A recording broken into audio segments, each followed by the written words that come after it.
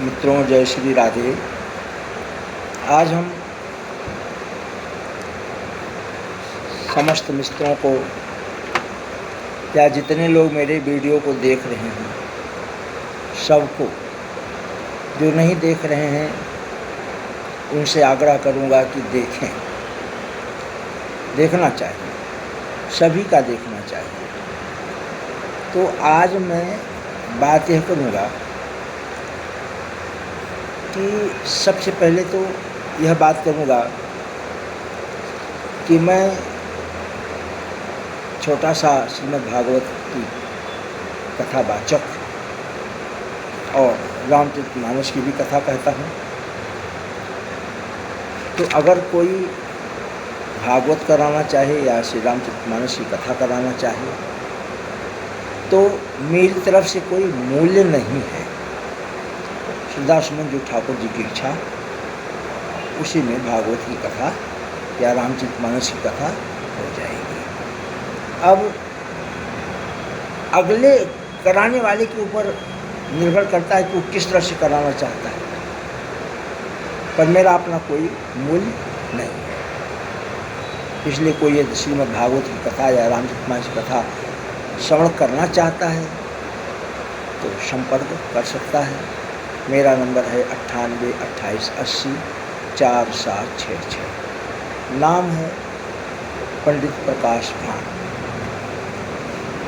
तो आज हम आपको कुछ उपाय बताने के लिए आए हैं। मेरा विचार है कि कुछ उपाय जो आजमाए हुए उपाय हैं,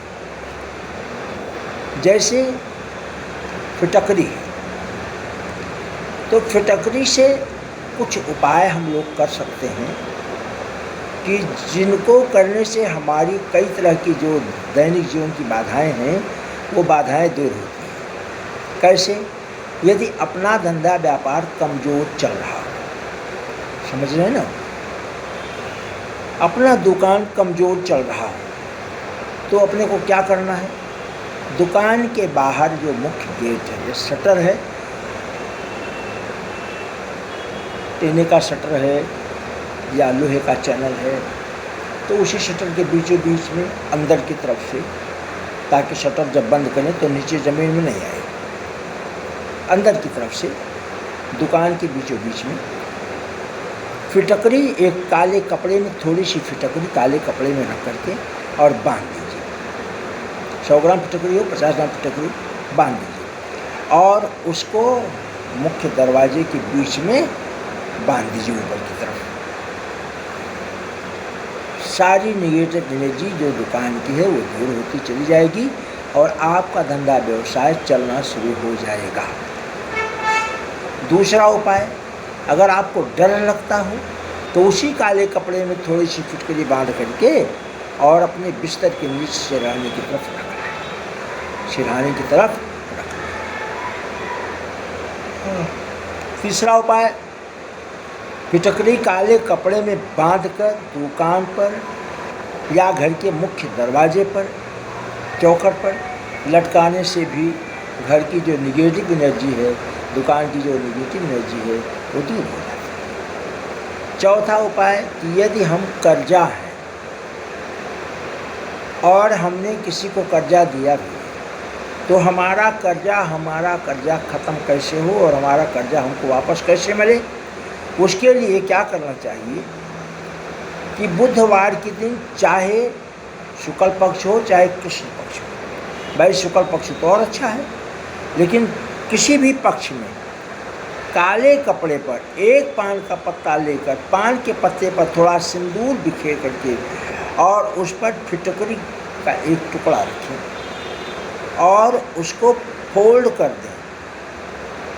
समझिए ना, थोड़ा सिंदूर डाल के पान के पत्ते पर उसको फोल्ड कर दें। फोल्ड करके उसको, उसके ऊपर लाल कलर का जो धागा होता है यानी मोली, अच्छी तरह से लपेट दें और लपेटने के बाद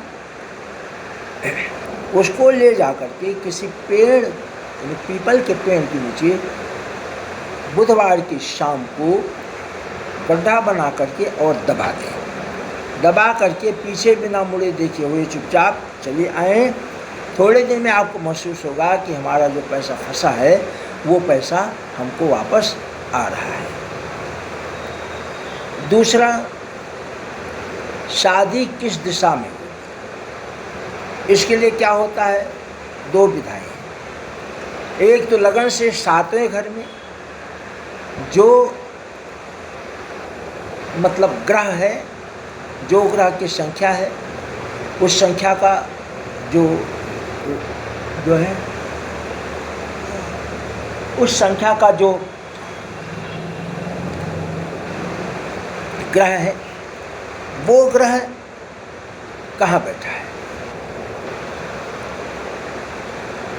तो लगन से 7वें भाव में बैठा जो अंक ग्रह है, उसका स्वामी जिस घर में बैठा हो उसी दिशा में उसकी शादी होगी।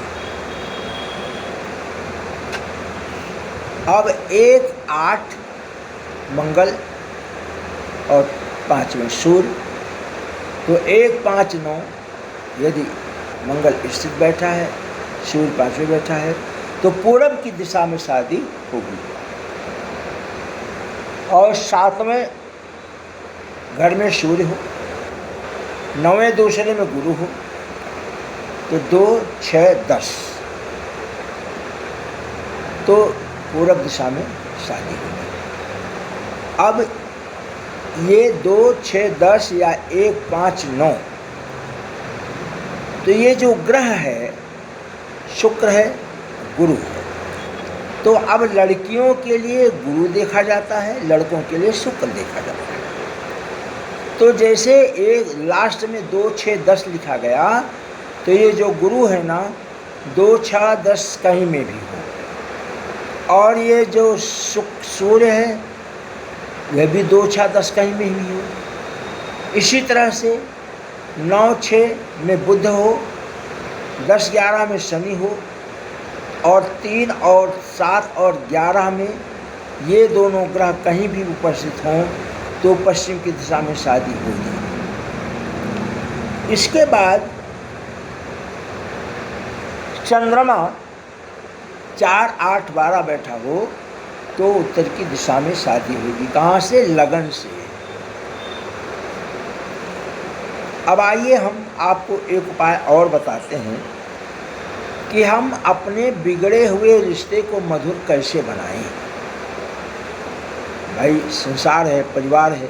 अब परिवार में कोई मुँह बना करके रूठा हो किसी कारण से, जिसको सॉल्व करने की अपनी स्थिति नहीं हो, तो परिवार में कोई व्यक्ति रूठा हो, चाहे वो प्रेमी हो, चाहे प्रेमिका हो, चाहे पति हो, पत्नी हो, बेटा बेटी हो, भाई बंधु, संसार की जो भी रिश्ते हैं, कोई रूठा हो, तो उस आदमी को मनाने के लिए क्या करना चाहिए कि एक चांदी का पात्र हो। चांदी का पात्र अगर नहीं हो तो कांच का कोई पात्र हो, उसे थोड़ा थक से गए तो जमाई आ रही है, उसे उसमें अनार का जूस डालें। जो पात्र है ना, चाहे शीशे का पात्र हो चाहे चांदी का पात्र हो, तो उसमें थोड़ा सा अनार का जूस डालें और फिर मध्यमा अंगुली से उसे सीधे हाथ की तरफ, ये जो बड़ी अंगुली ना मध्यमा, इससे सीधे हाथ की तरफ जिस तरह से घड़ी चलती है उस तरह से घुमाते रहें और उस व्यक्ति का नाम लेते रहें। तो 7 बार घुमाएं और 7 बार उस व्यक्ति का नाम लें। शर्त क्या है कि लहसुन नहीं खाएं, प्याज नहीं खाएं, उंगलियों में या कंठ में कोई पत्थर वगैरह नहीं पहने हों, तो ठाकुर जी की कुछ ऐसी कृपा होगी कि उस व्यक्ति का, जो रूठा हुआ व्यक्ति है, वो जरूर मान जाएगा। पर पूरे सावन में इसको 5 बार करना है। पूरे सावन में इसको 5 बार करना है। अगला उपाय है कि कोई व्यक्ति अगर छत लगा रहा हो या नींव की पूजा कराने जा रहा हो, तो जो पंचक के 5 नक्षत्र हैं, कौन है पंचक के 5 नक्षत्र? धनिष्ठा, शतभिषा पूर्वाषाढ़ा रेवती उत्तरा भाद्रपद धनिष्ठा शतभिषा पूर्वाषाढ़ा रेवती शतभिषा नहीं शतभिषा हो गया उत्तरा आषाढ़ा और भाद्रपद। ये 5 नक्षत्र पंचक के नक्षत्र हैं। इन 5 नक्षत्रों में ऐसा कार्य नहीं करना चाहिए, ना तो नींव की पूजा करानी चाहिए और ना फिर छत लगानी चाहिए। क्यों कि इसमें बहुत बाधा आती है। इसलिए यह बात विद्वानों ने ज्योतिषकारों ने मना किया है। हमारा चैनल यदि आपको पसंद आए तो लाइक कीजिए, पसंद करोगे तो पसंद आएगा, क्योंकि जब फल मिलेगा तो पसंद आएगा। इसलिए लाइक भी कीजिए, सब्सक्राइब भी कीजिए, किसी और को भी जो आपके हित मित्र हों उनको भी भेजिए। और भागवत की कथा यदि मुझसे किसी को करानी हो तो मुझसे संपर्क कर सकता है। बिना मोल की कथा है, ठाकुर जी जो दे देंगे वो हम लेकर चले जाएंगे। इस तरह से बोलिए श्री कृष्ण भगवान की जय।